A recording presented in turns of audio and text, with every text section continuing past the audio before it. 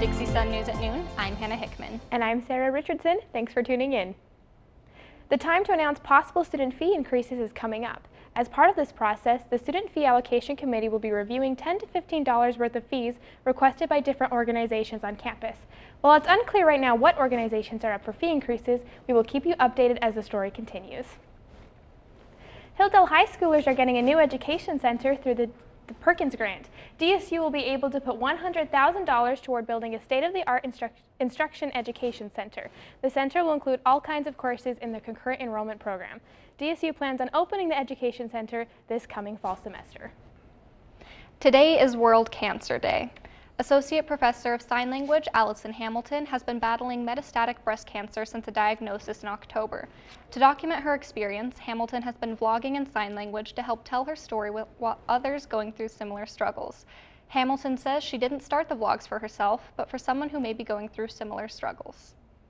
I remember thinking I should write it down, like, oh man, maybe I should keep a journal. But then I got an impression or a feeling or something that I should do it in a vlog.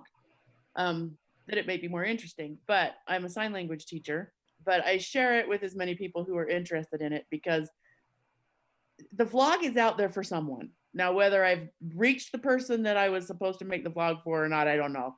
I don't know if you believe in that or not, but I fully expect that it's got to help somebody. I don't think it's for me that I'm doing it. I think it's for someone else.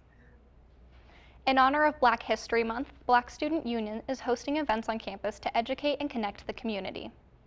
Some of the events include trivia night, discussions, and even a poetry slam. You can find out more about the events and what Black History Month means to students at DixieSunNews.com. Sorry, film lovers, Doc Utah is canceled until November. The film festival was initially postponed to March due to COVID-19, but now organizers are saying that instead of 2 smaller festivals in 1 year, they would rather have 1 supersized festival in November. The festival will include all movies accepted for 2020 and an additional 100 films from the 2021 season. All ticket refunds and purchases will be handled through the DSU box office. Constantly changing legislation can make it difficult for students to have access to necessary medication. Dixie Sun reporter Olivia Rude has more. In July of 2020, former President Donald Trump created a mandate capping the prices of insulin. It was the first time prices went down in 51 years.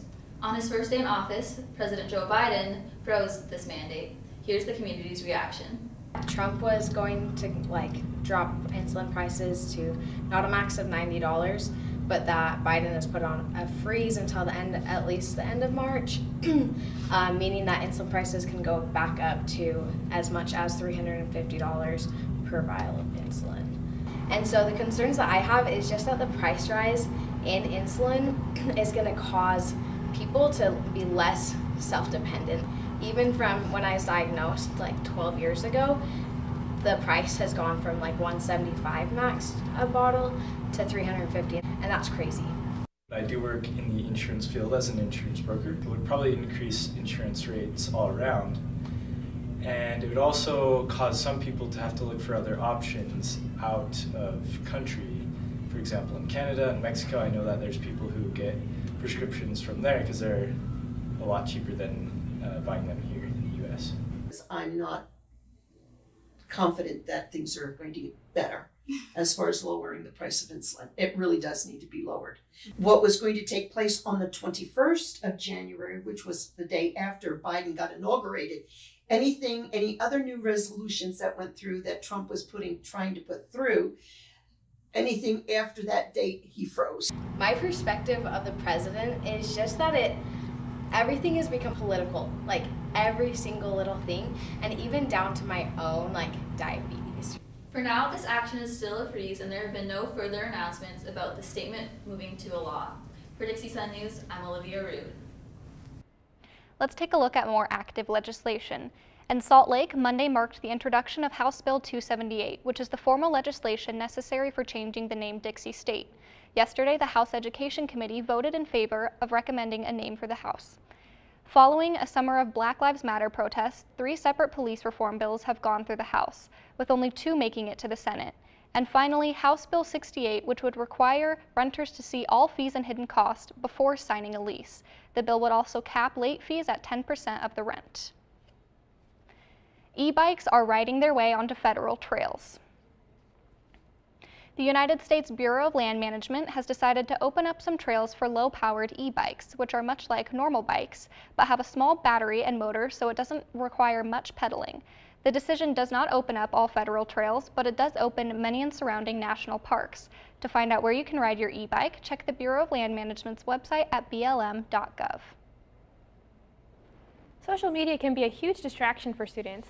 I went around campus and asked them what they think about one of the most popular apps right now, TikTok. If you use any type of social media, there's a good chance you have seen a TikTok or two. The social media platform has been around since September 2016, and it is estimated it has around 1 billion active members. When you're on TikTok, there's a good chance you'll find yourself down the rabbit hole and be scrolling for hours. Americans often spend about 5.4 hours a day on their phone. For college students in the US, that statistic doubles. I asked some students around campus their thoughts on TikTok. Sometimes if I'm taking breaks from homework, I'll just spend time on it. Sometimes I could be on it for I don't know how long, but just to kill time. I think it just depends on how each person takes it. So if you can separate your own beliefs or whatever and not be influenced by other people, then I think that's fine. A little overrated, but I mean, if you are just chilling out, I mean, it'd be okay, but there's other things you can do instead of going on TikTok or social media in general. I feel like it depends, if they're funny. I like the funny ones. Though it is advised not to stay on there too long, the app does offer benefits. It offers an easier way to create content at home, and it tailors users' feed as they interact with it, hopefully bringing the user more content of what they like to see. They are also often reposted on Instagram Reels, Facebook's version of that style of media. So even if you don't have a TikTok, there's still a way for you to hop on all of the trends. I'm Sarah Richardson, Dixie Sun News. After the break, I'll show you how to make some sweet Super Bowl treats. And later, a peek into a new baby animal at the Hogle Zoo. Because of you, I feel not alone in this world. And you let me know that it only takes one person to make you feel wanted.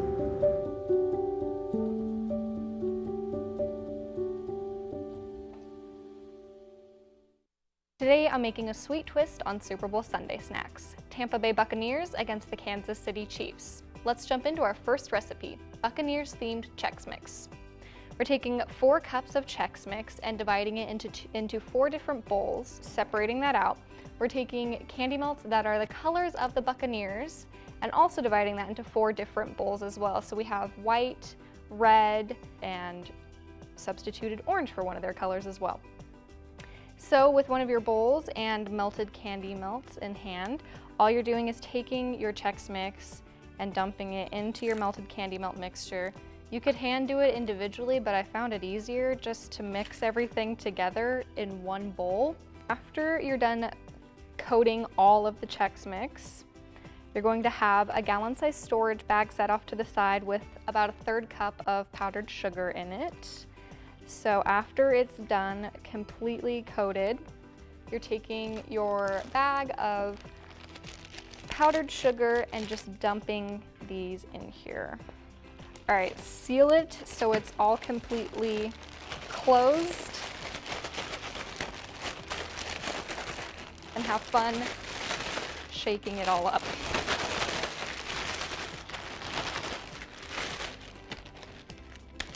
Once it's completely coated, as you can see the powdered sugar coming out of it, maybe not, but you can lay some of it out on a piece of parchment paper so that way it can dry fully, or you can go ahead and serve it in a bowl as is.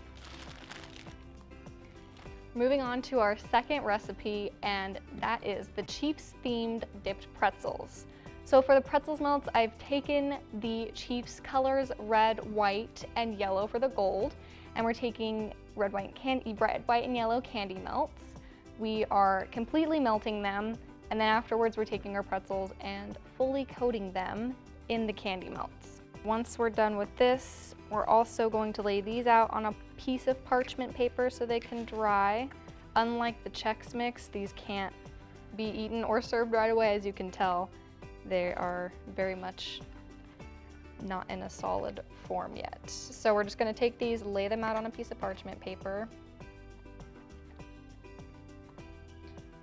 And make sure that they're flat, and so we try not to get them stuck on one another.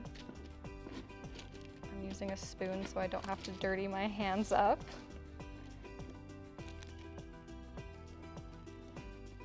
I found this a really fun recipe that you could really do with any color as well.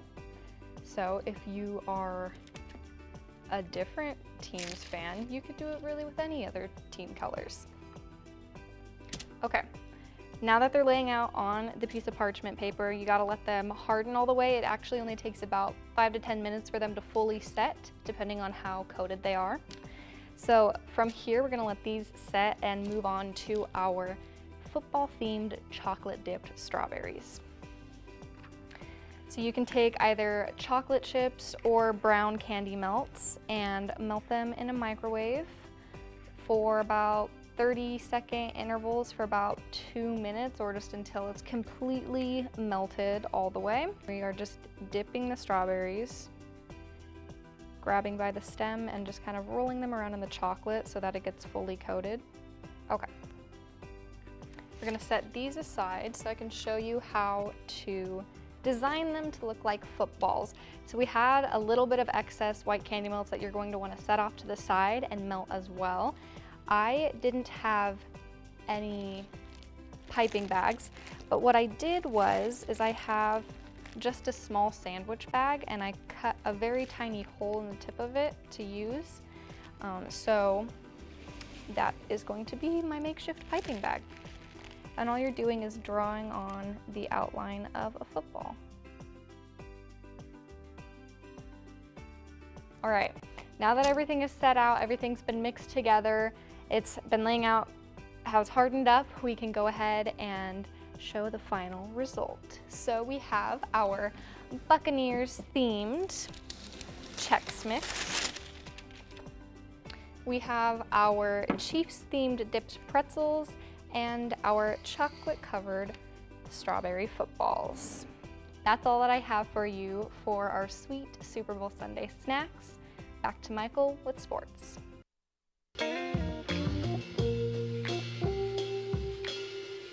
After you joined our family, it was like, I really do feel complete now.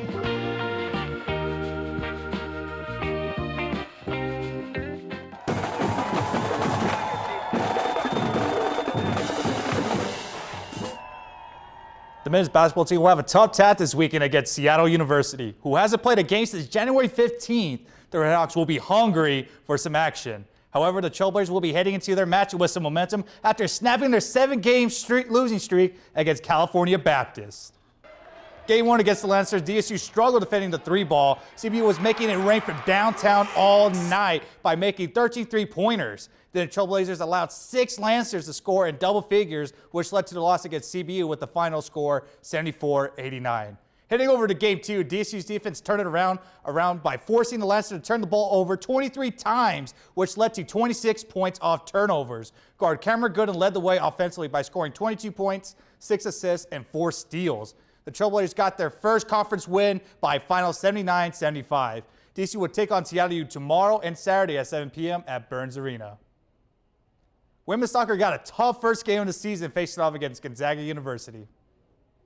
As soon as the Bulldogs scored the first 2 goals of the game, they never lost the lead. Gonzaga outshot the Trailblazers by 5 shots, and DSU was only able to notch 1 goal scored by forward Whitley Griffiths. The Trailblazers dropped their season opener by a final 1-5. DSU will be back in action next week against the University of Utah at Greater Zion Stadium. Women's tennis next scheduled match against the University of Arizona and Gonzaga University is canceled due to DSU Athletic Department COVID-19 protocol. Despite the unfortunate news, the Trailblazers will have extra time to prepare for the next scheduled match against Weber State on February 17th and hopes to halt their 5-match losing streak. Former Pac-West rivals collide as volleyball will take on Grand Canyon University for a doubleheader matchup.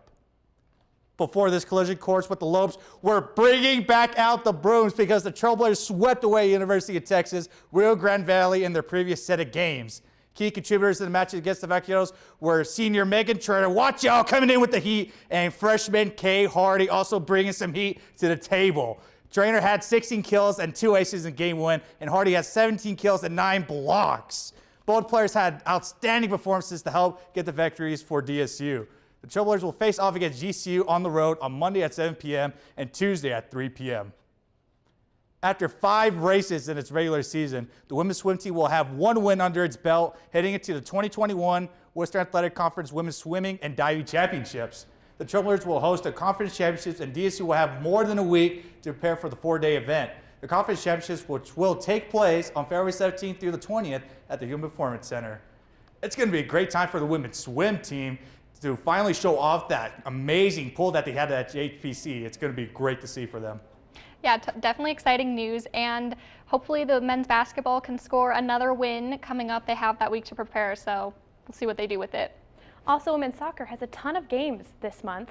They're all at the Greater Zion stadiums, if you guys want to check that out. I'm excited for SUU's match because SUU's last season wasn't so great, so I'm excited to see if we can pull it again. A baby zebra named Zion is the newest resident of the Hogle Zoo. Zion is named after Zion National Park and is almost 3 weeks old. Visitors can now go see Zion, who's being kept with his mother. You know why, what's it called? Zebras are called, they have stripes and not spots. Why is that? They're not spotted. Oh. I don't know about you guys, but my favorite zebra is from Madagascar, Marty, and he hangs out with the lion named Alex, as you guys might know. Yeah, yep. You guys definitely took my jokes. I was thinking, you know, stripes, zebras. I couldn't think of anything fast enough, but Madagascar definitely consumed my childhood. I love zebras. Zion, the little zebra, what a cutie. We can't wait. Got us moving. Yes. And that's it for this week's edition of the Dixie Sun News at Noon. We will see you here next week, same time, same place. Have a great week, Trailblazers.